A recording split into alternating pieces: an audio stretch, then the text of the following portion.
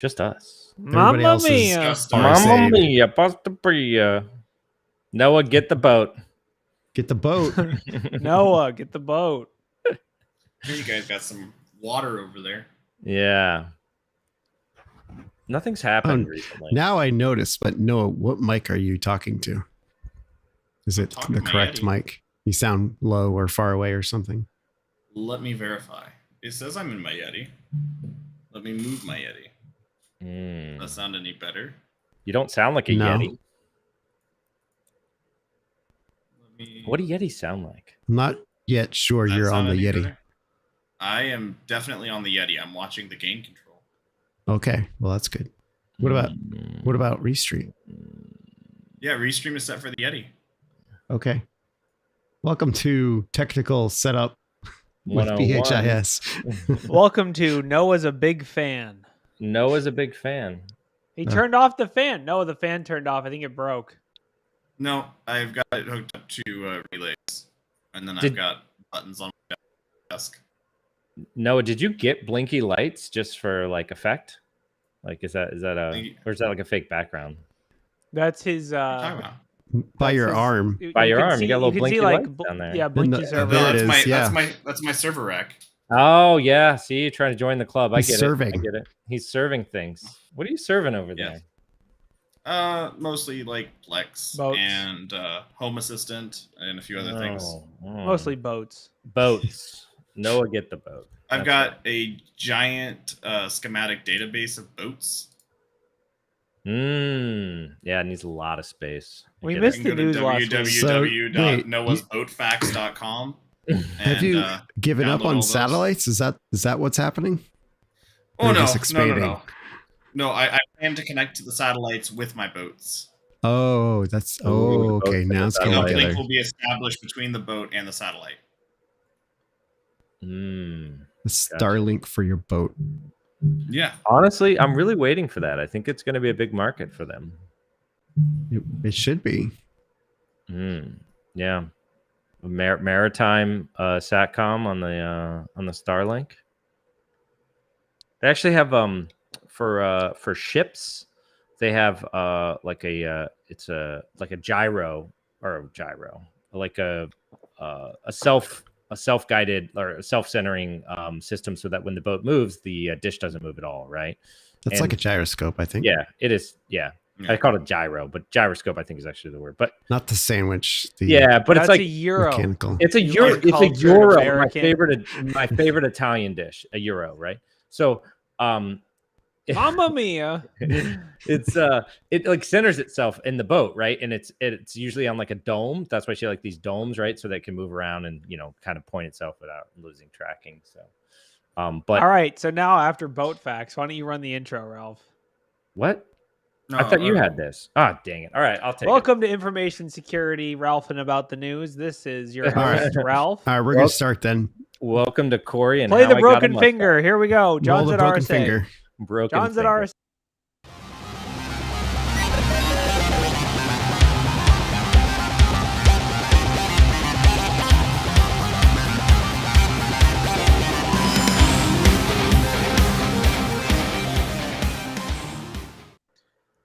Welcome to Black Hills Information Security, talking about the news. I'll be your host today, Ralph May, and I am joined by a all-star studded cast of the most handsome and probably coolest people you'll ever meet in the world.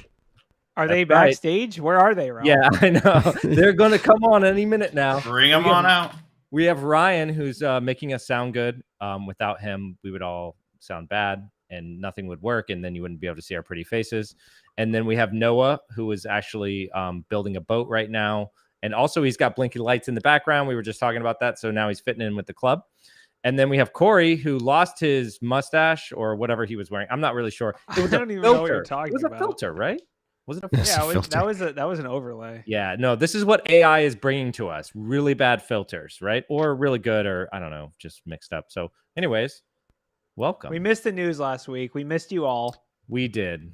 Yeah, what happened last week? Oh yeah, we had a day off last week is what happened. Yeah, but we still missed everyone, Ryan. You got to lie to the audience. You have to tell them. Well, technically, truth. that's true. Yeah, well, we missed them because we weren't here. In the news. So what happened? Did anything happen?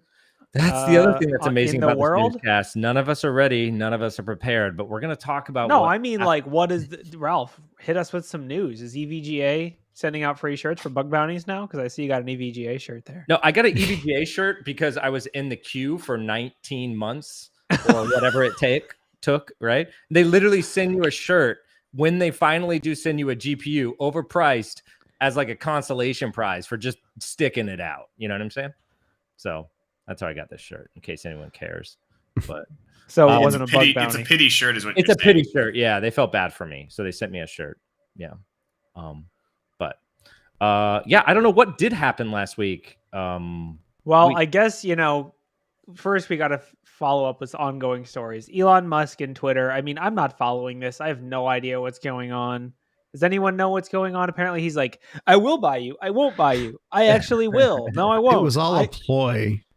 He never was going to buy it. It was another pump and dump. It's a pump and dump. Yeah, isn't he like being sued by people for like depressing the value of the stock? I think he is. I think he is over the breach, whatever, or breach. He threatens to scrap the deal. I feel like that's only the 10th time he's done that. This really feels like Dogecoin, but just change it for Twitter. I don't know. Was he going to buy all of Dogecoin? No, but he keeps talking about it the same way he keeps talking about buying Twitter, right? I don't know. It's whatever. At this point, I don't care. Just do it. Do something. Just commit. But we'll see. He's committing to toying with everybody. Yeah, I do. I think that the thing that like really sets off my BS detector is just like, so he has to inherently know that there's a certain amount of fake accounts, right? Mm-hmm. And I feel like the whole like, whoa, there's fake accounts. Like anytime you walk in and you see how the sausage is made, you shouldn't be like, oh, I'm backing out. There's fake accounts. I mean, I guess maybe it implies, and I feel like this is what news agencies are doing, is taking it as a sign that it implies that there's like half the accounts are fake or something. Like, yeah, they're mostly fake. Like it's a crazy number, but I feel like it's more, I could be wrong, but I could feel like he's using it as an excuse because the stock market has tanked so much since the offer. Mm-hmm. His stocks and his personal wealth has gone down by so much that he's just kind of like, actually, maybe this was a bad idea. Well, and like, I mean, at the risk of sounding stupid, I guess. You can't sound stupid as a Twitter user. Like, it wasn't a surprise to me to find out that there was some fake accounts on Twitter, and we all know that Elon is definitely involved on Twitter. So, do you think how is this a surprise? Yeah. Who knows? I mean, he literally like paid like $10,000 for some kid who had a fake account that tracked his jet around. So I mean, he didn't pay it. Famously, he didn't pay it. He whatever. Didn't pay it, but then he was about to buy the whole thing for 44B just to shut it down, right? But yeah, no, the thing about this is that it is so weird, and we don't know the details. And apparently, he's violating the NDA that they had for talking about the bot accounts in the first place. So he really doesn't like rules. Do you know that? Yeah. Notice that? I think he really just is a very impulsive person because he knows he can get away with it, right? I guess. Well, but he actively goes out of his way to find the loopholes in the rules. Like that's pretty obvious to see. So he's a pen tester. This is like the guy who's read every terms of service I think ever, and he takes advantage of that. That's fun. So anyway, nothing has actually happened, but there's like these articles about it. No news is good news, but let's talk about more news. Apparently he's threatening to back out, which he has been threatening to back up for, a while now. Do you guys want to talk about this the CVE 2022 26134 that everyone knows about exclusively? What? Oh, is that the Microsoft one? No. So, all right, that brings up two good points. I don't memorize CVE numbers. Yeah, we did have. This isn't the. It's not. Oh, it's the Confluence one. Okay. Yes, it's the Confluence one. I was going to say we did have two big ones, right? Because you brought up the Microsoft. So there was a CVE, a 0-day vulnerability, and Confluence server, and it was actively being exploited. This was a authentication bypass? Hold on. It's bad. It's bad. It's bad. It is remote code execution, so it's an RCE. Yeah, it's like the classic. I guess it honestly looks like shell shock to me. Is what it looks like. It's basically. It was a pretty easy check too. I think it. There was a. You could pretty much throw a serialized data at it and get some response back. So you could get a X command response header back, and you could start reading, stuff like executing commands, right? So yeah, so this is extremely bad. Extreme, 0 day posted publicly, and it's been like, I will say, people reacted. It got a lot of publicity. People reacted pretty quickly. It got blocked by Cloudflare. Yep. So Cloudflare customers that are using their services for proxy will not be affected by this issue. But obviously, they should still patch because nothing's perfect. But yeah, pretty bad. Yeah, definitely situation normal. If you have Confluence and you're somehow living under a rock and this is your source of actual news, please go patch. Yeah. And find a secondary news source. Should I go in there and ask Atlassian what they're doing about it? Yeah, you should. You should. So Ian, are you at the RSA? Are you live? I am live in front of Moscone South for RSA 2022, where basically there's a gravitational pull of salespeople and dollars rolling into San Francisco. Absolutely. We are doing Ian, my buzzword counters are up 10%. What are yours at? Buzzword right now. Absolutely. Well, the head buzzword is actually around inventory and also automation. So when you come into the airports, you will see no shortage of clip art, of robots, and other automation that has absolutely nothing to do with any sort of real IT function. So as long as a cartoonish robot saying that it can automate all your problems is for you, then it is in that building and it is ready to receive a PO. So absolutely. Wow. Some people say that they've actually automated Synergy in there. Is that a false report? Well, it is not a false report. They have automated some synergies. However, some synergies have been moved to Q2 of 2023. So partial synergistic ML AI confluence happening inside many of the systems available there. So, but if you speak to any of the people that are there in the booth, they will tell you that the new lightweight agent will fix that. Wow. Oh yeah, you got to have a lightweight agent nowadays. Yeah. I had some. But I thought we were moving towards agentless. I thought we were going towards agentless. I thought that was the whole thing. Yeah, it's actually really impressive. It is agentless agents. Basically, it's an agent that deploys an agentless function that is then managed by an agent agentlessly. It's very impressive. And you can see it all there, fidget spinners and everything. It's amazing. Wow. So Ian, I'm not sure if this is a false report, but I heard that RSA might be changing their name to AES. I'm not certain yet. I do know that as we go through the floors and whatnot, a lot less talk about crypto and blockchain and more back to the classic algorithms. So I think they're not changing it to AES. It might be changing to the Caesar conference, in which everything will be nothing but Caesar cipher. Caesar cipher, yeah. Very hard to decode. Yeah, we know that's cryptographically secure for sure. Absolutely, yeah. Well, thanks for your report, Ian. Are you going to stick around, or do you want us to... Oh, absolutely. No, I will probably head inside, and if we see anything interesting... Yeah, that'd be awesome. I'll just jump right back on cam, and we can if talk you to can folks find and see John what's happening. Strand, I'm not sure if that's too tall of an order, but there is a John Strand person inside the RSA conference. He might be automated. He might be agentless. That'll be up to you to find out. One of the John Strands, anyway. One of the John Strands. I can see if you find the other one, get him on the news too. Man, wouldn't that be great? I mean, it is San Francisco, so I mean, there might be some models around here. I don't know. Very, very posh, very nice looking place. So either way, if I see them, I will get them to model something, whether it be modeling agentless deployments of AI ML malware or malware that's been AI agentlessly deployed. We'll see what comes out of RSA 2022. Well, luckily we are this getting some questions from the audience, Ian. Like, is that please, all yeah. those agentless servers? Are they? Is it serverless code as well?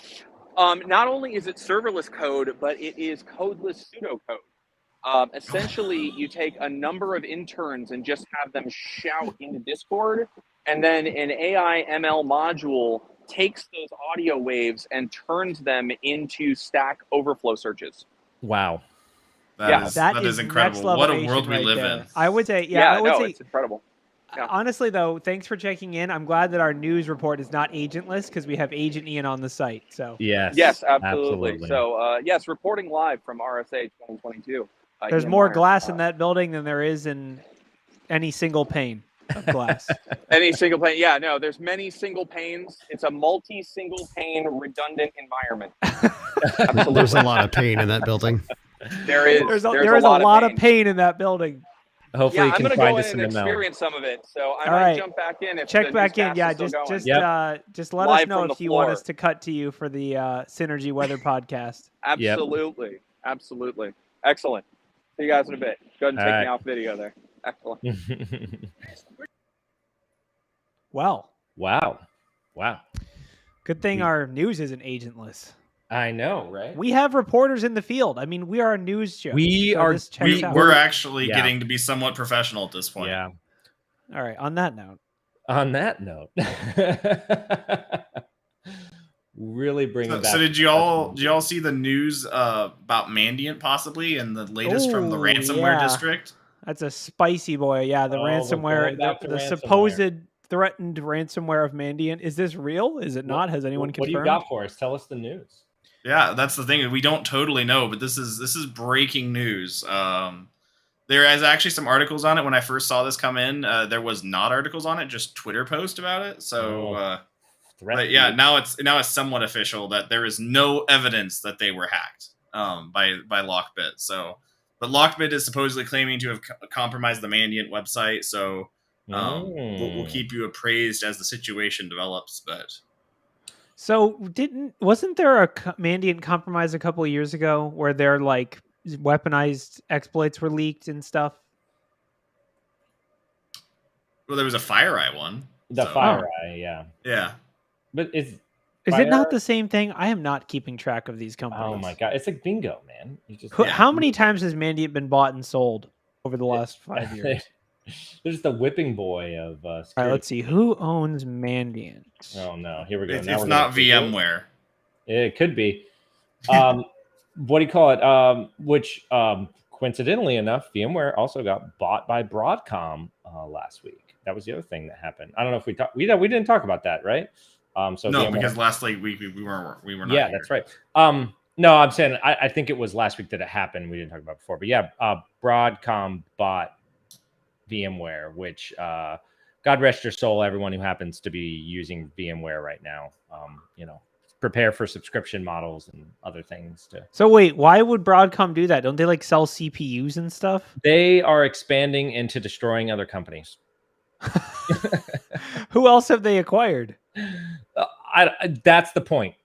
They've acquired a lot of other companies, but no one knows about them anymore. Actually, hold on. There is one other company that they did acquire that you probably have heard of. It's called Semantic, and it didn't work out so hot. So, but wait, what are you talking about, dude? They put crypto miners in the that's right, they did. They did. Well, okay, so Broadcom did buy VMware, which in turn they bought Carbon Black. So, right, yeah, that's another thing too. Yeah, so it's a whole thing, right? This is be prepared for your Carbon Black instance to get crypto miners installed. Yes, crypto mining Carbon Black. They will not only find the miners, but they will install them as well. Well, so the thing is, though, is that a lot of crypto miners will actually check for other crypto miners as it is. Like, you get, like, virus protection from crypto miners. So that's what I've been using. Yeah. Right. So, yeah, to fact check ourselves, Mandiant in December 2013, which is a long time ago, was acquired by FireEye. But then in March 2022, which is recently, they were acquired by Google, the old Googs, for $5.4 billion, and integrated into Google's cloud division. So Mandiant's owned by Google now? Yeah, they're owned by Google. Wow, you're right. They have been really sold around. They really have. And then also, like we were talking about Carbon Black. Carbon Black got bought by VMware. Then VMware got bought by Broadcom. So the name at this point VMware was owned by Dell They were EMC owned by for a Dell. while. Yeah. So Well, not okay, Dell. so They were owned by Dell EMC, but yeah. So when you install it, it should be VMware Carbon Black Dell EMC Broadcom agent. Yes. Okay. Well, but they're not still owned by Dell VMC. Dell sold them, or sold a bunch of their stock, and then VMware was its own thing for a minute, and then it became not. Yeah. So Mandiant, we hope you aren't hacked. Yes, we do hope, man. VMware, we hope that you're not really bought by Broadcom. I think that one's kind of set in stone. Yeah, that one is kind of set in stone. Actually, you never know. They can always back out. They can always back out of the contract due to issues. Get out. There actually was a clause in the contract that said, and this is true, that if someone else were to offer more money for them, that Broadcom would get the opportunity to match the offer. So, okay, someone tweeted Elon Musk and tell him instead to buy VMware and open source everything. Just open source all of VMware. Right? Tweet that. We know it's just Red Hat under the hood, right? I mean, it's got to be. No, yeah, it's totally. Anyways, yes. So, hopefully, anyway, it wasn't hacked. I see there's an article about Cobalt Strike. We got to cover it. Is there? Yeah. What's Cobalt Strike? Fake Windows exploits target InfoSec community with Cobalt Strike. Oh, did we talk official about this whipping boy, the Cobalt Strike, the official whipping boy of malware analysts everywhere. Yes. I feel like this is like your first time catching somebody doing something. You're like, oh, Cobalt Strike. That's what they had. I do think it's, this is why people are paranoid, right? They're very paranoid because a threat, and this is, I guess, demonstrates how they should be paranoid, because someone targeted security researchers with fake exploits that infected them with agents in Cobalt Strike. So it's pretty funny because I was reading this thinking you're advertising like free Cobalt Strike licenses, but you're actually hacking people with Cobalt Strike. Well, no, they're advertising free remote code execution exploits. Proof of concept. Proof of concept, CVE. So yeah, this is a good example of, security hackers, security researchers, whatever you want to call them, pen testers, consultants, whatever, can be targeted by malware. Isn't that crazy? Well, and this isn't the first time we've seen this. There was a period of time, there was another group that was doing pen testing tools. It wasn't, they were like already free tools. It was like bad versions of Nmap and stuff like that. Right. But if you didn't go to the official download site, like if you didn't go to the official download site though, and you downloaded these, and they were being used all over the place. So yeah, definitely be careful with your tools that you're downloading and using, because the concept is in fact that, well, if you're using these kind of tools, you probably have access to a certain level of, restricted information. So, I mean, it's like the classic, Metasploit was invented so that you could have exploits that weren't backdoored and, broke your system.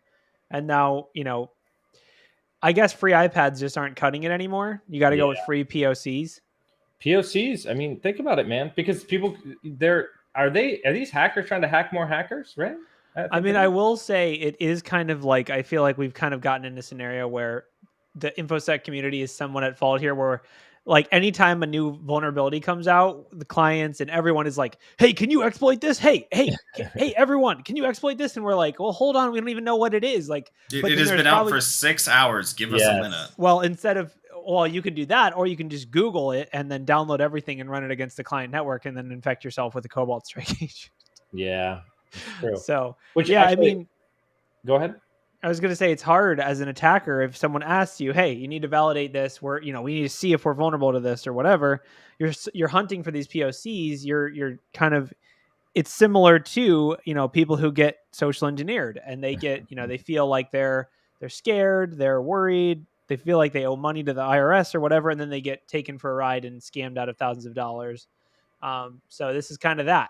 I feel like as a community, we need to give the attackers time to actually read the code and validate whether it's a real exploit or if it is malicious. And I mean, I will say as a red teamer or whatever you want to call it, don't just run random executable files that you download. Like maybe build it yourself, read through the source code. If it's a Python script and you don't understand it, step back. right? Also, security is a small enough community. Just Yeah. only run POCs from people you know. I mean, I only send malware to Corey. Ralph only sends me malware, and I trust everything he sends. That's why I've been infected 14 times with 14 different crypto miners. Oh man, your machines really need a GPU upgrade, man. That explains all the power usage. It's time, dude. The GPUs are down. There's actually an interesting debate. Speaking of Cobalt Strike, when I say interesting, and then I'm going to follow along with Twitter. And no, it wasn't that Elon Musk is maybe not going to buy Twitter. It was that they were talking about Cobalt Strike and like kind of whether it's dead or not, right? Like, you know, not to use Cobalt Strike, and even though it's like the favorite threat actor now platform because it got leaked in some way, shape, or form. But you know, since EDR and all the other fun stuff, and it's the point being is that Cobalt Strike's like the favorite whipping boy of you know, bad threat actors and also red teamers for a while, right? But anyways, yeah, I mean, I will say this is an interesting attack because you probably the assumption from the attacker is probably that the person has either configured exceptions for Cobalt Strike or that's my payloads, or doesn't have any AV or EDR at all, because if they're running Cobalt Strike on their machine, then hack naked. They have to have something disabled. Or lastly, they just expect Cobalt Strike to be running at all times. So they don't know, you know, they're like beacon.exe. Yeah, that's me. I'm just testing a payload, right? Yeah, I'm testing it permanently. So, I mean, that's the other thing is really if you're going to test some of these, you know, totally unvalidated exploits from GitHub or wherever, maybe consider doing it in a sandbox style environment with an offline, you know, take it, you know, do basic, handle it like it's real malware if you don't know where it came from or what it does. Or just unleash it on a client network and beacon a bunch of client machines. What could go wrong? I mean, make security worse by trying to make it better, I guess. Classic. One thing I would add to your point, Ralph, I mean, this isn't totally my forte, but I think we see it in the news plenty of, you know, attacks still going on with Cobalt Strike. I wouldn't say that it's a completely dead technique because we want to emulate the actual attacker's methodology some. So, well, yes, I think it gets detected more than some because it just was so popular. I think it's still a valid technique, namely in the fact that if you can't detect Cobalt Strike, you've got problems. Yeah, well, that was kind of the Twitter thread, right? They were like, oh, well, not necessarily that it can't detect it, but that because it become, you know, so ubiquitous that everybody was like just detecting it, right? Like that. And that, you know, as red teamers or, you know, trying to emulate advanced threats, just kind of moving off of it, right? Because the shell code is signatured to the nines. And then the other question is kind of like, well, what's the other options? And, you know, why and all the other fun stuff. So, I mean, personally, I would say that the fact that it's so heavily signatured is almost a plus at this point, because if you walk into, I mean, if you're going for pure evasion, like if your goal is do not be detected in any case, and that's the client's goal for the engagement, then it's going to be really hard to operate with Cobalt Strike. Yeah. But honestly, that's kind of a waste of time and money in most cases. So running the Cobalt Strike agent, making sure it's detected, and then just having them turn it in alert only mode or whatever. If you don't test for that, I feel like you are legitimately missing a huge part of the engagement, because it is used by real attackers. It is used by real malware campaigns. And so you need to make sure they're detecting it. So in my opinion, even if it's being detected, that isn't necessarily a negative. It's almost a plus, because it shows, hey, your security controls are functioning as intended, which is an important part of a security assessment, in my opinion.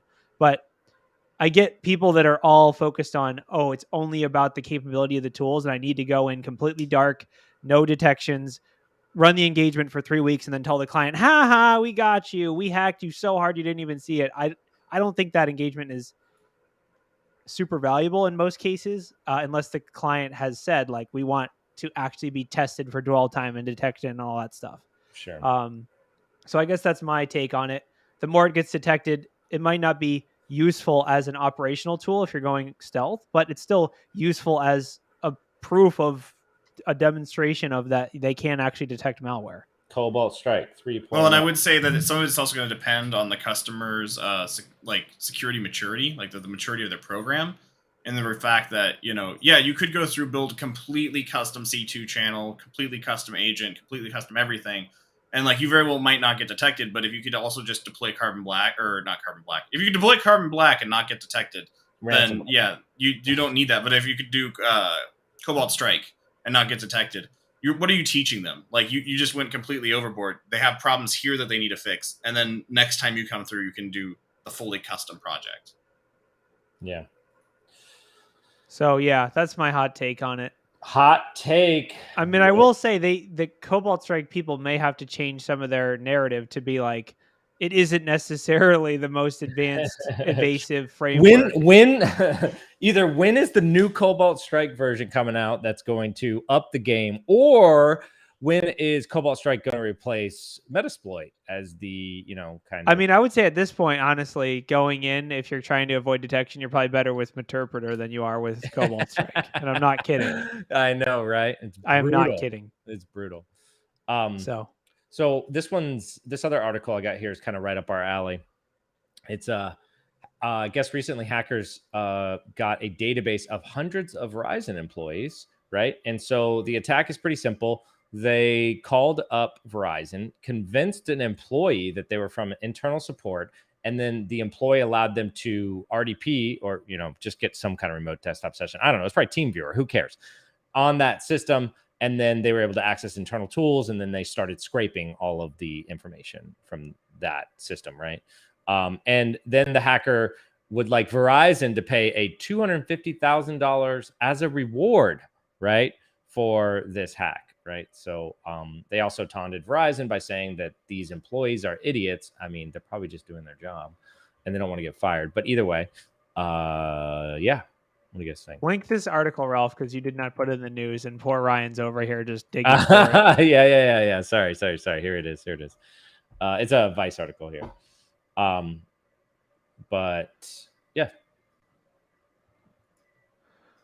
What do you guys think? I mean, I will say, given the whole SIM swapping ecosystem that we're in right now, this is deeply concerning, depending on how much info there is. The phone number one especially is going to be bad. Mm-hmm. So for those that aren't in the loop or don't know what I'm talking about, SIM swapping is rampant for MFA bypass. That's basically the standard. It's been used to steal crypto wallets. It's been used to, social engineer people, etc.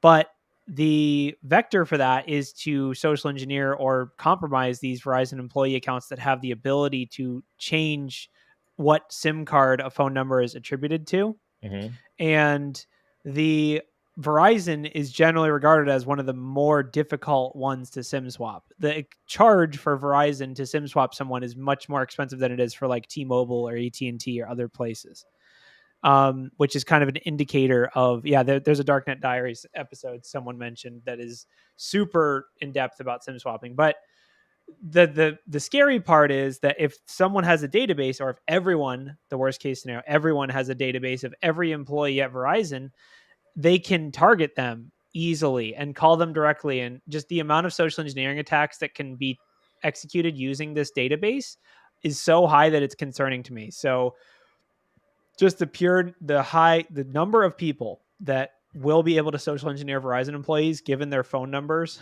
is massive. Yeah. So that's my main concern here. It's on Verizon to either roll all those phone numbers. Like, they could probably change everyone's corporate ID, everyone's phone number. Email address is way harder, and just the number of phishing campaigns, but they already probably get 1 million phishing campaigns. So I guess basically I would say, this is bad. It's not, no passwords, no like direct information that you could use to like log into their accounts, but it just aids in social engineering. It's just intel to take later on in your next attack. They're all little pieces of the puzzle, and if you add enough of them together, you can paint a very, very, elaborate attack that, they go, how did you get this? How did you get this? And it's all little crumbs that you've been picking up and saving. So. Yeah. Someone said, Clear in chat said you can find them via LinkedIn. That is kind of true that you can find the employees, but finding their direct phone numbers, it depends on what phone numbers were leaked. If they're just like their corporate numbers, it might not be that big of a deal because you could just dial in. But if it's like their personal manager cell phone numbers and you're calling into some Verizon store, someone's personal phone, that social engineering wise, you can be like, hey, I'm over here with the customer. I need to, like there's so much social engineering vector there because the assumption is, how did you get this phone number? Right. So that's the concern. So I had my own SIM swapping story this weekend. No, I didn't go do any SIM swapping, but my wife had to get her phone repaired, like the back screen or whatever had cracked. And so I guess at the Apple store, they make you erase the entire phone and then they give you back what they say is a fixed phone, but maybe it's a new phone. It doesn't matter. But the thing about the SIM swapping is that so now all the new phones support eSIMs, right? If you guys haven't heard of this, you don't actually have to put a physical SIM in a lot of the new devices anymore. You can use what they call an eSIM. And the benefit of this is actually a lot for the carriers. It's actually really, really popular with low budget carriers who want to onboard people without having to send them a SIM. So like think postpaid customer, like, you have a prepaid plan. I'm sorry, not a postpaid. Anyways, when I went to set up the phone, I needed to, my wife's phone didn't have a SIM. It had an eSIM. So I had to move over to the new SIM. And so I went onto the T-Mobile website. And as soon as you log in, you can just add a new SIM, right? You can convert it over. And T-Mobile's protection is that they send you a text message when you type in that new eSIM number. They send a text message to the current phone number, right? Saying, hey, we're going to swap this SIM, or we're going to move to this new eSIM within like 2 hours, right? Which is not that long, I guess, depending on, what you were doing. But I didn't want to wait 2 hours. So I tried it again. Immediately, it swapped the SIM over, right? By entering the eSIM a second time, it kind of like canceled it out, I guess. So I mean, that's honestly bug bounty that to T-Mobile, because that's just a disaster. Like that. Seriously, you should be wearing a T-Mobile shirt right now and report that. I know we're talking about this live on the news, so it's already out there, but seriously, like you should report that. There's a reason why T-Mobile is like the worst or cheapest or whatever, however you want to define that, easiest to SIM swap. Yeah. And it sounds like this might be part of that. That would be interesting. Now, I'm not exactly sure if that the 2 hour timeout is, there's so many attacks. Like if you know a person's going to be hiking and you're going to be hiking in the mountains for the next 2 hours, do it then, because I'm not going to get the text, right? Like, I know. But okay, so the only thing I'll caveat with this story is that on my account I do have 2-factor, and it is like enforced, whatever. Like they make you either send a text message or whatever. Now, I'm not saying that that is the end, and that there will never be an attack. I'm just saying that it is compensating control. It is compensating you. Someone mentioned in chat, which is an interesting thing. White Cyberduck said a lot of websites only require phone numbers and a code that is sent to SMS, meaning there is no password. It's not 2FA. It's 1-factor, just the code sent to your phone. Which I guess is kind of it's only something you have. It's not something you know and something you have. But I've gotten, I'm sure everyone else has probably, spurious login. Like I got one from Spotify that was like, here's your code to log in. But then in the email or the text, they say like, if this wasn't you, just don't worry. Like someone tried to log into your account. Just don't worry. Totally fine. No, well, is it totally fine? Because doesn't that mean your password possibly is compromised? Well, no, just your phone number. No, That's it doesn't. Anyone can put your phone number into their account too. So. Yes. So basically, like the login, and this is totally like we've failed at passwords, and we've talked about this many times. Like us as an Infosec community, passwords are a failure. So basically, what they do now is, you want to log into Spotify? Just type your phone number. We'll send you a text. Then you're in. Mm-hmm. Done. Even Microsoft does it. Like there's a way for Microsoft to set up text or SMS based auth and have it bypass your password. So that is a whole different can of worms. But this is, I guess, if you work at Verizon cybersecurity, please either considering rolling these phone numbers, or at the very least educate, send a lot of information, a lot of communication to your employees saying like, we expect vastly increased social engineering attacks over the next 6 months or whatever. If everyone has everyone else's direct line, but phone numbers are gold now. Yeah, I mean, phone numbers aren't. I mean, obviously they can be enumerated. That there's a lot. It's similar to emails where there's services you can pay that will tell you whether it's a landline, a text. Does it have FaceTime? Where is it? Who owns it? All that stuff. But still, if they're these Verizon internal numbers and they're rolling them, like having the direct line to an employee is a big, not great. For sure. So that's an interesting article. Thanks for tossing that in there, Ralph. Yep. So do we want to talk about ransomware? We don't. Well, we talked about the fake or real. We don't know Mandiant ransomware. Yeah. So I guess in our ransomware roundup or whatever we want to call it, or hit list, or newest developments from the ransomware sector. Yeah, the RIP we're gonna put on the gravestone. So I guess multiple flights across India grounded after the Spice Jet Airlines. Spice Jet. It's real. I guess it's a real airline. They were ransomware attacked and flights were grounded. So yeah, I guess ransomware is still a thing. Was there another?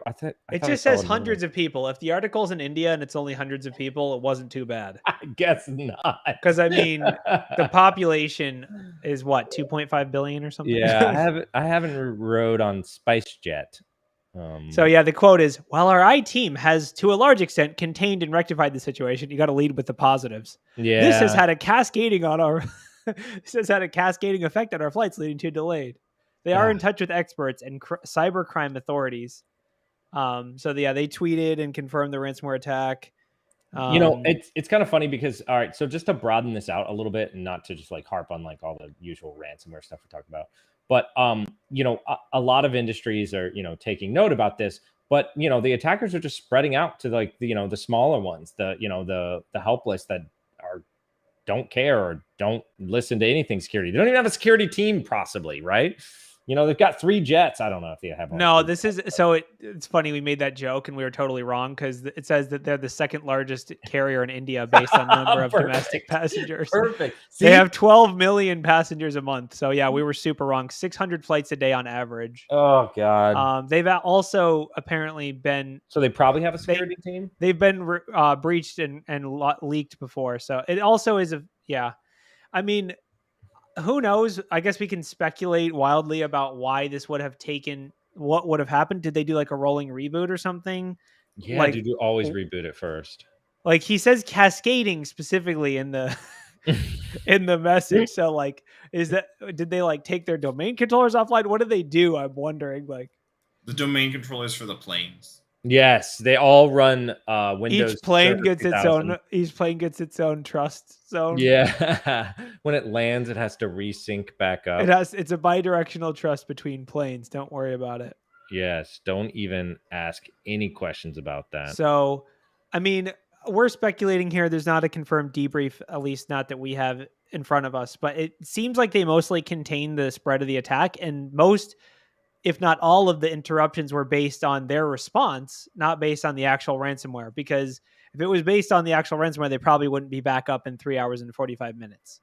So I maybe they just took, and this is honestly a good thing about their cybersecurity program, if they were willing to take this hit in the PR department for the cybersecurity benefit of either taking egress offline or whatever they did, we don't know. It could be an example of, you have to say, are we going to be down for 4 hours or are we going to be down for 2 days or 5 days? Which I think, if that was the call they made the right call. I'd rather, as a cybersecurity professional, get in trouble for taking down, flights for security reasons, but then ultimately the people's data is safe and you don't have to pay out and all that stuff. Plus delays happen anyway. So whatever. Sure. Well, then, I mean, as the security personnel, if you go down for 2 days due to ransomware, you're still the one that get yelled at. So you might as well take the 3 hours of downtime. Yeah, I agree. It'll be interesting to see if some write-ups or debriefs come out about how I'm assuming if they did respond this well, they're going to brag about it, right? So. Well, regretfully, ransomware is still a thing. Just wait for next week. I'm sure it'll be somebody else big and or small. We don't know. So fun stuff. It might be Mandiant. I mean, that's still just waiting. Yeah. It's in the hopper. That one's like it's loading. It's still loading. It's the AOL here of ransomware attacks. So in other fun news, I feel like this was the original, what do you call it? COVID-19 security scare, which is Zoom bombing. There's a zero-click Was. Okay. It was patched. 0-click Zoombug allows code execution by just sending a message. So I guess again, I'm gonna say the big guns at Google Project Zero uncovered a attack path that would allow a RCE, and actually, so Zoom uses XMPP for the messaging protocol, and it's XML based. And in short, you can send, if you send the right messaging tag, you can smuggle data inside of there, which in turn you can get to execute. There were four CVEs. So of course, XML parsing issues, right? There was a update package downgrade, insignificant hostname validation, and improper constrained session cookies. So yeah, fun stuff. Really cool bug. Really interesting write-up, I'm sure. Yeah, no, I'm sure Project Zero. Definitely, if you're a vulnerability researcher kind of person, definitely worth digging into that Project Zero post, because the number of vulnerabilities and things they chained together here to get this is crazy. So yeah, it's 6 bugs. You have to chain 6 CVEs together, which has got to be some kind of record. I don't know if you had to chain them all together to get that one to work. I have no idea. But I will say this, related to that, and for, me picking on Zoom, or everyone picking on Zoom in the COVID-19 pandemic intro, where Zoom bombing and every other security thing about Zoom had to be tested, and some of it rightfully so. Zoom is now paid out more than 1.8 million in bug bounties in 2021. Right. So they're paying out for they're I mean, that's honestly good, especially bit. since their stock kind of took a hit after everyone's like, wait, we still have offices again? Oh crap. But yeah, I mean, what is the vector for this, right? So the vector is you have to be able to send someone a Zoom message. There's no like public messaging in Zoom, right? Like you can't just like message an arbitrary Zoom person. This would have to be someone you were in a meeting with, right? Yeah, you would have to be in a meeting, but you could get some code execution though. Right, but it's not hard to get into a Zoom meeting with someone. I mean, it's used by salespeople all over the place. Yeah, dude. Hey, let's have a meeting. But who wants to beacon a salesperson? Not me. I mean, that's a good start though. I mean, their passwords if you're looking for a path. Yeah, the attack vector is also like, don't forget about webcasts or other high publicity events. Yeah, dude, what if you just Zoomed everyone with a text message and like a Zoom webcast? If you hit me with this on a webcast, I respect you, but I also don't like it.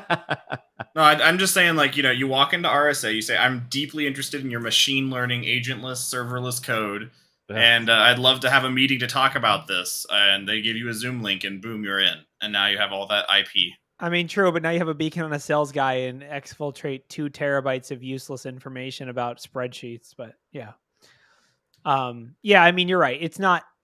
The vector is relatively easy to get someone into a Zoom. There's also ways like some people have like public Zoom redirectors or public signups, like Calendly is one where you can just go on someone's calendar and request a meeting. Like, I'm looking for a job. Can I have a meeting? There's a lot of vectors there. As another option would be HR. Just like make a job application. Just be like, I have to report. I have something to report.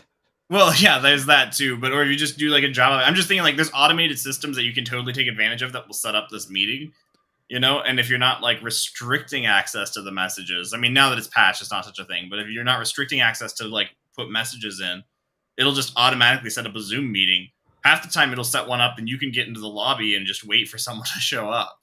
Right. Yeah. I mean, the vector, I mean, it's been fixed now. No action needed. Patch your Zoom. Patch your Zoom. Or update your Zoom, which it does auto update, I think, in some cases, but not always. So definitely go and manually update your Zoom clients. Does it have an OS? Does it have like an OS restriction? Does it have to be? I assume the lib is shared between all OSs. Yeah, I think you're just gonna be able to execute. So like if you knew, or you could have it run a Unix-based command and a Windows-based command. So yeah, it has to be. You need to make sure you're on version 5.10.4 of the Zoom client or newer. So. Yep. There was another one here too. I honestly feel like we've Twitter talked- paid $150 million fine. Which, what? Go. Is that which one you were going to talk about? Yeah, they got since we already talked about Daddy Elon buying Twitter. Old daddy. They have apparently paid out $150 million fine for using two-factor login details to target users with ads. Oh yes. So they collected people's alternate phones and emails, and then sold them. Yeah. And then sold them to SIM swappers. I made that up. I'm just kidding. No, they did not sell them to SIM swappers, but they did use them. Can you prove that they did not though? They did. They violated the U.S. FTC Act. So it basically says that they deceived users about the extent to which Twitter maintained and protected the security and privacy of users' non-public contact information. And this is why Elon. That's probably why Elon wants back out. Also, this is in 2011. So, or no. This is a prior. No. They violated the act. They violated. Well, no, they've paid it. They've done a lot of settlements. It looks like they violated the settlement that they made in 2011 as well. My God. They violated. We said we weren't going to do it, and then we did it again. This fine covers the May 2013 to September 2019. Oh my but God. They've also paid out previous state settlements as well for beautiful the same thing. Honestly, I'm kind of impressed that they weren't able to just lobby their way out of this, but yeah, maybe it costs more for the lobbyists than 150 mil, dude. That's a lot. I mean, I don't know what a lot is to these companies. So I guess it's kind of funny because here's the thing that's kind of frustrating. So you're a user, you were sold by Twitter for a massive amount of money. And then the fine just goes to who? The FTC? What are they going to do with it? Buy golden toilets for their field office? Like, it doesn't go to you. You don't get any money back. Golden toilets. Hold on a second. I'm a FTC? victim of this, and what do I get? What? Yeah, exactly. Free credit monitoring for a year from the FTC. Yeah, that's I don't know. Retirement watch is a golden toilet. I honestly have no idea what they're going to do. Like, what happens to this money? I honestly don't know, but $150 million has got deposited into someone's bank account. And I like, the FTC's bank account or whoever, or the DOJ, like the users are still they had their data sold for 6 years or whatever and get nothing for it. Nothing. So it's totally, I mean, if you ever thought anyone was on your side, they're not. No one's on your side. That's why I just sell my own data. Yeah, contact Noah if you'd like to buy all of my own advertisement data. He's his own data broker. List. Just ask. I just go into there. I provide like a text file full of things that I like, things I don't like. Here's my birthday and various information. If you're interested in buying, reach out to me. So yeah, I mean, someone on Twitch said the 150 million seems like a light fine for what they did. I mean, it is 20% of their revenue or 20% of their income for the year, which is a decent chunk. But then when you think about the violation was over the course of six or so years, it goes down to what is 20 divided by 6, whatever that is, a smaller chunk of their total profit and revenue. But contact Noah if you want to buy his data. There's an open bid. Yeah, it's a negotiation. Currently, the high bid is $2. Yeah, what is your $2? No, your information is deeply. He only negotiates on Telegram, and he only takes Tornado Cash. No. What I'm going to do is I'm going to send you a Zoom meeting invite. Just accept that, and we'll have a negotiation there. Okay. Yeah, sounds good. So I have another one. Another one. So this is Bleeping Computer. I guess this is like, it feels like a what do you call it? Attack from Microsoft on Android here, but Microsoft found severe bugs in Android apps from large mobile providers. Well, because after all, Microsoft is the authority on mobile OSs. Well, so wait up, because don't forget that Microsoft is integrating Android apps into Windows 11, correct? Yes, that's correct. Probably where this comes from. Yes, now that it's integrated into their OS, they're like, now that we've done this, we should. There's like now that this is complete, we should probably look into this. So I guess it was 4 CVEs in the mobile framework. Frameworks for a lot of these development environments are becoming more and more common to speed up development and allow you to, get where you want to go faster. And by this framework is by MCE systems, and it was exposing users to command injection and privilege escalation attacks on the Android or on the mobile device, right? So wait, hold on. Okay, this has nothing to do with Windows. This is just the Microsoft 365 Defender research team, which is just smart people that Microsoft happens to be paying to research general vulnerabilities. Yeah, no. So there's no actual angle between Microsoft and Android. Oh, there's totally an angle. Even though we made it up, but it's funny. But no, there's always an angle, Corey. There's always if nothing else, they'd be like, hey, I think there's an issue over here. Like, yes, go look at that right now. So they were fixed, but hold on. Let's bring up the debate. Android is insecure. That's the debate. And well, that's it. No. I wouldn't say that. That's why I use my Windows phone. Yes. Yes.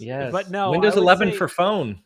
I think basically that what this shows, if you dig into the vulnerability, right, it's a specific thing, a specific mobile framework owned by MCE systems, which who knows where that comes from. The supply chain vector is huge on Android because there's so many devices, there's so many frameworks, there's so many apps.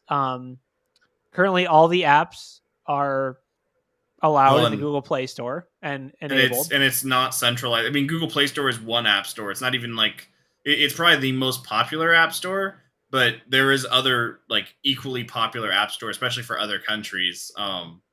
And side loading is not on that uncommon. I mean, heck, Epic was having you side load the Fortnite mobile app onto your phone if you wanted to play it on Android. Like, it's not that uncommon to like have instructions about how to side load and everything else.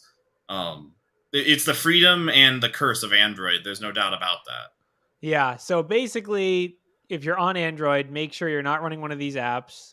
Make sure that you are only running source, that you're not side loading. You're running Google sources. And also, Google, get your stuff together when it comes to these security checks, because it says the apps are passing Google Play Protect automatic security checks. So, but how many times do we see Google Play Protect like allowing banking Trojan malware? I wouldn't say Google Play Protect is really something I want to bet my personal security on. Honestly, I'm not even against sideloading so much as like if you're sideloading an app though, you better be dang sure that you know where it's coming from and that you actually trust that you should be looking at the source, just like we were talking about with the hacking tools. If you're sideloading, you should be building that yourself. I mean, and we've talked about it on the show of banking Trojans being in games and other things that just weren't checked properly, because unlike Apple, which has an insanely aggressive stance, like with Apple, you have to update your app every like 6 months or else it just gets taken off the store, even if there's no changes. Like Apple's like, we had some artisanal Johnny Ive type guy print off every line of code and print it on glass and look at it and look at a spreadsheet. Like, it's very much more in depth, whereas Google is more just like, whatever works. Well, Apple, I mean, in order to get your app on the store, it has to get reviewed and then approved to go on the store. Like Google does, like it'll let you put it to the store and it's then automatic. It takes it down. It's default allow versus default deny. Yeah, I mean the other thing about the Android and like the thing about mobile is, and what makes it so difficult is like if you let's say you just flew to a new city and you need to park, and the only way to pay for parking is you have to get this app called Parking Kitty, which is like the one in Portland, but like there's 1,000 apps. There's 1,000 apps that you need for stupid things that are like total vectors. So sick of 14 apps to do quite frankly, or not just like an Electrum app anyhow. Like it could just be a website. Please. Like stop putting websites in apps. You do not need that. If for anyone here who's like, I should write an app. If it could be a website, make it a website. But it notifies me when my parking session's going to be Nobody cares. I'm so sick of opening my phone and the app just to unlock my refrigerator. It's horrible. Right. I know. Dude, child safety locks. Yeah. I mean, basically, that's why these vectors are applicable. Like on Windows, you'd be like, well, don't run, VLC version 2.0 or like, run the most recent version. But on mobile, it's so hard to keep track, and it's hard to, the side loading thing and all that. So interesting bug. I mean, it is, I will say, side note. Side. It is actually really good that Microsoft is publishing and hiring people that they allow to actually speak publicly about vulnerabilities, because this is like not really in their DNA for a long time. Microsoft would like, hey, you're a good security researcher, come over here, and then they'd be like, all right, you will never tweet again. Like, so it's good that they're you will never talk again. It's good they're allowing the smart people on that research team to publish this stuff. I mean, obviously it's kind of blow for blow. I'm sure Project Zero now will have to drop a yeah, no, this is it. They're like security teams in a PR. It's like press, a showdown. It's like a showdown. Who's going to drop the better zero day? You know, Project Zero now is like, we have 7 CVEs chained together on Microsoft. Yeah. And we have 0 in our name. We're better. Oh, yeah, man. So that's an interesting one, too. Yeah. All right, guys. Apparently, Ian got so many buzzwords that he just couldn't make it I back. know. I was going to say, Ian, I think actually he's probably trapped in a booth that's just glass, and he's trying to find. Is there money flying around in there? Yeah. There's money and glass, and he's trying to break out, and it's no stones. The single pane of glass is getting him down. Yes, yes. And the buzzwords are holding him back. Yeah, I think the buzzwords could be blocking the internet connection in there. Yeah, yeah. So for everyone else who's at RSA, enjoy the buzzwords, enjoy the glass.